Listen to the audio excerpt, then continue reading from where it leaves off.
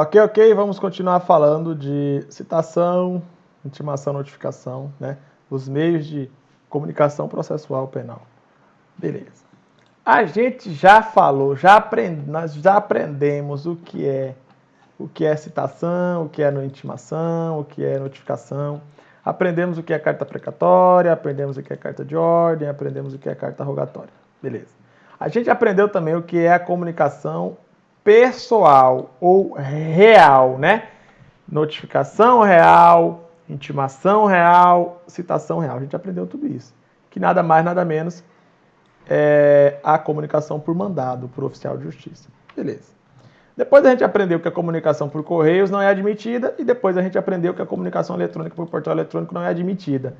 Só vou repetir aqui, frisar a diferença entre o campo penal e o campo infracional. Tá? O campo penal é o seguinte: o cidadão tem mais de 18 anos, praticou um crime. Praticou uma conduta tipificada como crime. Então ele está cometendo um crime, ele é imputável, ele vai vai responder a um processo penal. Ok? Beleza. Agora, o outro cidadão tem menos de 18 anos, tem 16 anos, 17, sei lá. E praticou a mesma conduta. Por exemplo, os dois mataram uma pessoa. Os dois mataram uma pessoa. Só que, pelo fato de um ter menos de 18 anos, ele não vai sofrer um processo penal. Ele não pode ser considerado como criminoso. Ele não pode ser considerado como uma pessoa que praticou um crime. Não. O menor, ele não pratica crime, ele pratica ato infracional. Ele não sofrerá um processo penal, ele sofrerá um procedimento infracional, regulado pelo ECA, Estatuto da Criança e do Adolescente. Quando a pessoa tem mais de 18, ele sofrerá um processo penal regulado pelo CPP. Quando ela tem menos de 18, a pessoa sofrerá um procedimento infracional regulado pelo ECA, Estatuto da Criança e do Adolescente. Tá? Entendido isto, saiba que nos dois casos, tanto no caso infracional quanto no caso penal, criminal, o cidadão, ele jamais poderá ser comunicado por meio dos correios ou por meio de comunicação eletrônica pelo portal eletrônico. Simples assim. Fundamentação 351 ao 372 do CPP e artigo 6º da Lei 11.419. Até aqui tudo bem. Agora, vamos falar da comunicação ficta ou comunicação fictícia. Você já sabe o que é comunicação real, é a intimação, citação, notificação por mandado. Agora, o que vem a ser a comunicação ficta ou fictícia? É aquela que não se tem certeza jurídica sobre o conhecimento do ato pelo destinatário da comunicação, pelo réu, por qualquer pessoa. Tá? Então, quando você não tem certeza se o destinatário ficou sabendo da comunicação processual, aí o nome é comunicação ficta. Tá? É bem diferente, né? Comunicação, você tem certeza que a pessoa foi comunicada.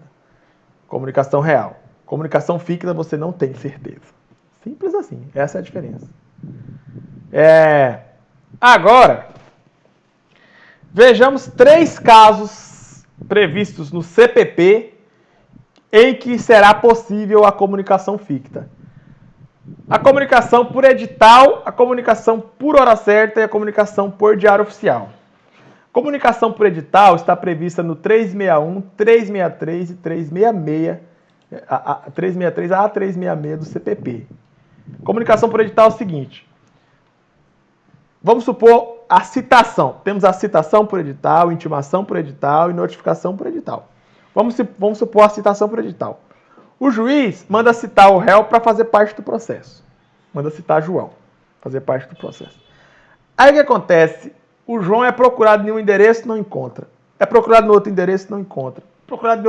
É procurado um monte, todos os endereços que o réu tem, ele é procurado e ele não é encontrado. O que o juiz faz? O juiz vai citar o cara por edital. Vai publicar um edital na imprensa para tentar, de alguma forma, chegar ao conhecimento de João. Só que perceba que não se tem certeza se João vai ler os jornais. Não se tem certeza se João realmente vai saber daquela comunicação. Por isso que é uma comunicação fictícia. Tá? Mas é considerada uma citação válida, uma intimação válida e uma notificação válida. Beleza? Tranquilo. E a comunicação por hora certa, ou citação por hora certa, intimação por hora certa, notificação por hora certa? Ela está prevista no 362 do CPP. Ela já é um pouco diferente. Ela é mais ou menos assim, ó. O réu vai na casa do cidadão e não encontra o cidadão para fazer a citação, intimação ou notificação. O réu não. O oficial de justiça, tá? O oficial de justiça vai cumprir o mandado, que é a comunicação real, a comunicação pessoal. Chega lá, não encontra o cara na casa. Beleza. Aí no outro dia, o oficial volta lá e aí ele não encontra o cara, mas ele percebe que, na verdade, o cara tá lá na casa, ele tá tentando se esconder. Tá? Ele tá tentando se esconder. O oficial que vai perceber isso. O oficial de justiça percebe que o cidadão tá tentando se esconder. Tá, até aí tudo bem. Aí o que o oficial de justiça faz? O oficial de justiça avisa pro vizinho, ou avisa para outra pessoa que mora na casa, qualquer pessoa ali, falando que ele vai voltar no outro dia, tais horas, para fazer a citação ou a intimação ou a notificação do cara. Aí ele volta no outro dia, e aí o cidadão continua se escondendo. Aí o que ele vai fazer? Ele vai falar lá no processo, falar, ó, fui num dia não achei, fui no outro dia não achei, marquei uma data e um horário para eu voltar lá, fui lá e o cidadão mesmo assim continua se escondendo. Então, considero ele como citado por hora certa. Beleza? Tá? Não se tem uma certeza que realmente a pessoa ficou sabendo da citação ou da intimação da notificação. Mas o oficial de justiça, ele presumiu ali que o cidadão ele estava tentando se esconder. Por isso que ele citou por hora certa. Beleza? Citação por hora certa é isso. E temos também a comunicação por diário oficial, né? Nesse caso aqui, se trata da intimação por diário oficial. A intimação por diário oficial é o seguinte. Vamos supor que o réu contrate um advogado. Beleza. Quando o réu contratar um advogado, ele vai confiar no seu advogado, praticará os atos em nome do réu. Então, assim, o advogado ele é uma pessoa que sempre tem que estar consultando o diário oficial. Então, o que o juiz vai fazer? O juiz vai fazer o seguinte, já que o advogado sempre consulta o diário oficial, então, ao invés de eu utilizar o oficial de justiça para intimar ele por mandado, ao invés de eu fazer isso, eu vou fazer uma publicação do nome do advogado e do nome do cliente dele no diário oficial, né? Por exemplo, o Tribunal do Amazonas tem o Diário Oficial de Justiça, DJE. Aí vai fazer o juiz vai mandar fazer uma publicação intimando o advogado pelo Diário Oficial. É possível? Sim, é possível. Está previsto no artigo 370 do CPP. Beleza? Mas não se tem certeza aqui, se o advogado vai ler o diário oficial, por isso que é uma intimação fictícia. Tá ok? Beleza. Então você já sabe o que é uma comunicação pessoal ou real, né? Ou seja, citação pessoal, intimação pessoal e notificação pessoal. Você já sabe também o que é uma comunicação fictícia ou ficta, que é a citação ficta, notificação ficta ou intimação ficta, ou seja, comunicação por edital, comunicação por hora certa, comunicação por diário oficial. Beleza? Você já sabe tudo isso. Até aí tudo bem. Agora que você já sabe tudo isso, vamos estudar dois assuntos para finalizar o bloco. Destinatários da intimação pessoal por mandado e destinatários da intimação por diário oficial, ficta, intimação ficta. Quem é que pode ser intimado? Ó, tô falando de intimação, tá? Não estou falando de citação nem de notificação, estou falando de intimação. Tá? Beleza. Quem é que pode ser intimado por mandado? Quem é que deve ser intimado por mandado? E quem é que deve ser intimado por diário oficial, publicação no diário oficial, intimação ficta? Quem é? Tá. O artigo 370 fala que o réu, em regra, tem que ser intimado por mandado. É a regra. Em hipóteses excepcionais, ele pode ser intimado por edital ou por hora certa. Mas a regra é que ele seja intimado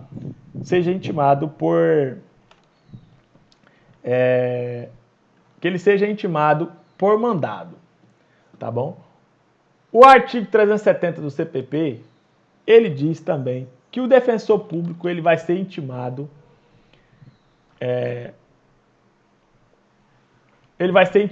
por mandado também. Deixa eu só colocar uma informação aqui. O réu, a testemunha e outras pessoas, tá bom?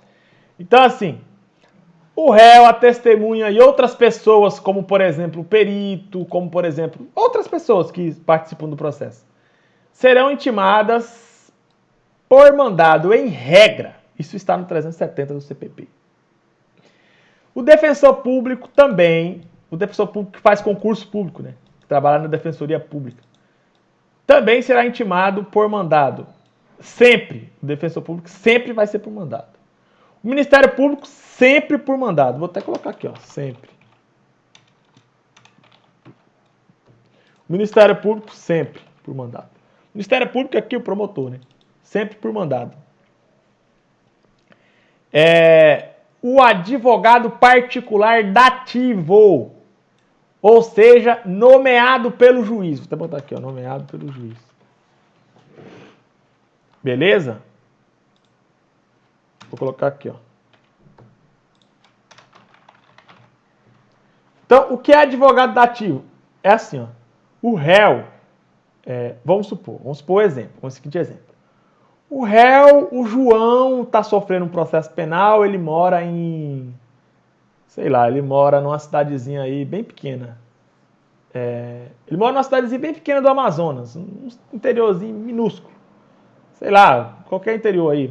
São Paulo de Olivença. Não, São Paulo de Olivença não. Vamos colocar outro interior aqui. Vamos colocar aqui, sei lá, um interior pequeno aqui do Manaus. Vamos colocar... Vamos colocar aqui Manicoré. Manicoré até que é um interior grande. Tá, enfim, qualquer interior pequeno em que não exista nenhum advogado, aliás, em que não exista defensoria pública, tá? Santo Antônio do Matupi é um distrito de Manicoré. Beleza. Vamos supor que em Santo Antônio do Matupi e em Manicoré não exista defensoria pública. Tipo assim, na vida real pode até existir a defensoria pública lá em Manicoré. Só que vamos só imaginar que não existe defensoria pública em Manicoré. Só para o meu exemplo. Lá em Manicoré não existe defensoria pública. Beleza. O que o juiz vai fazer? Lá tem advogado? Tem. Então o juiz vai nomear um advogado para trabalhar para o réu. Porque o réu no processo penal não pode ficar sem advogado. Então, o réu não tem dinheiro para pagar advogado, ele não vai contratar nenhum advogado. O juiz tem que nomear uma defesa técnica, que é o defensor ou o advogado, só que não tem defensoria pública lá no Manicoré. O que o juiz vai fazer? O juiz vai ter que nomear um advogado, qualquer advogado particular que atue em Manicoré. Esse advogado particular não é o réu que vai pagar, vai ser o Estado que vai pagar. Tá bom? Beleza.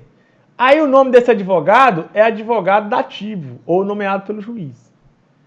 Tá ok? Beleza? Ele é diferente. Então, por isso, o advogado dativo, por isso, como ele desempenha as mesmas atribuições de um defensor público, aí ele vai ter aí a prerrogativa da intimação pessoal por mandado, sempre. Sempre. Agora, quem é que vai ser intimado por diário oficial? A intimação ficta. Ou seja, que não vai ser intimado por mandado pelo oficial, e sim por uma publicação no diário oficial. Quem é que vai ser isso aí? Que vai receber essa intimação? O advogado particular constituído, contratado. Beleza? Advogado particular constituído, contratado. Por exemplo, o réu contrata um advogado, ele tem dinheiro para pagar, contrata um advogado. Aí esse advogado não vai ser intimado por oficial, não. Ele será intimado por publicação no Diário Oficial, que é uma intimação ficta. Ou então o advogado particular do querelante ou do ofendido. Isso aqui é quando o ofendido ele sofre algum crime e aí ele vai ingressar com uma ação contra a pessoa que praticou o crime contra ele. Esse querelante, esse ofendido, tem que contratar advogado. E o advogado dele será intimado, porque é um advogado particular, né? Será intimado por diário oficial. Beleza? Tranquilo. O assistente de acusação também. O assistente de acusação é uma pessoa que trabalha auxiliando o promotor. Normalmente é a vítima. Normalmente é a vítima que trabalha auxiliando o promotor.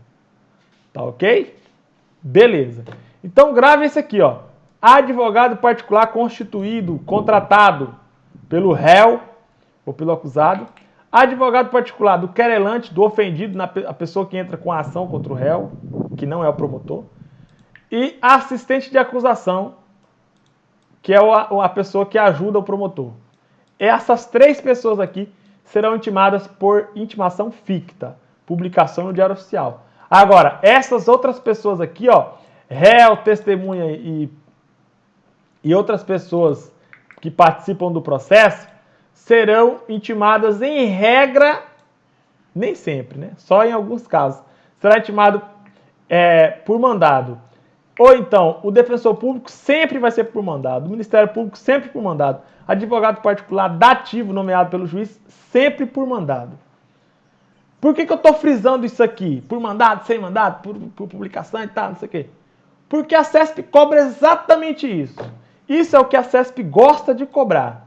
O artigo 370. E do artigo 370 você tem que extrair essas duas informações. Destinatários da intimação por mandado e destinatários da intimação por diário oficial. Intimação ficta. Vou colocar aqui, ó, real. Intimação real. Destinatários da intimação real, destinatários da intimação ficta. A CESP cobra esse conhecimento do candidato. Beleza? Agora vamos fazer o seguinte. Vamos ler o artigo 70 e depois vamos responder uma questão. Só que antes, eu vou estudar com vocês todos os artigos do artigo 351 até o artigo 372. Beleza? Ok. Daqui a pouco a gente volta para fazer isso que eu falei que a gente vai fazer. Até logo.